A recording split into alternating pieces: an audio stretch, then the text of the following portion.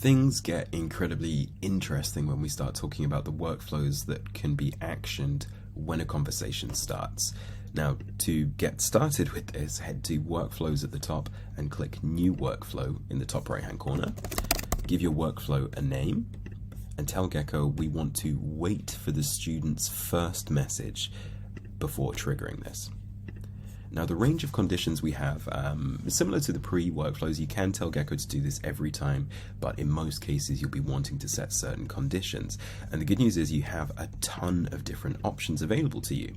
You can reference the channel the message is coming in on, the status of the conversation itself, but also what words or what phrases or keywords do you want to look out for in that first message of the student.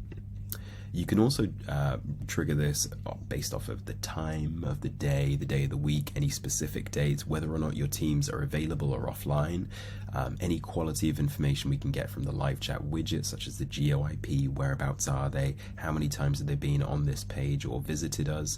But where things get super interesting is where you can reference data we now know about the student because they've probably filled in a pre-chat form, we know who they are, they're messaging in. So we can, for example, a really common workflow to give this an example is if somebody says, "Who are you?" and they've told us that they're a prospective student, then what we want to do is immediately assign the conversation, and we're in the fourth stage here, adding an action. We want to assign this to the admissions team because they're best placed to answer this.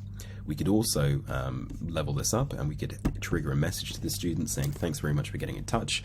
The admissions team will be with you shortly. Our average response time is this." You can also leave internal notes on the contact record.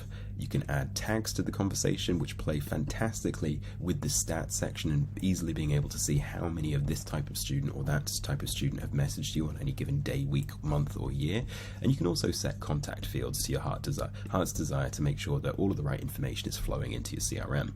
When you're done, go to the fifth and final stage, set live, and do note again that you can, of course, pause, edit, or remove any workflow once it's been created.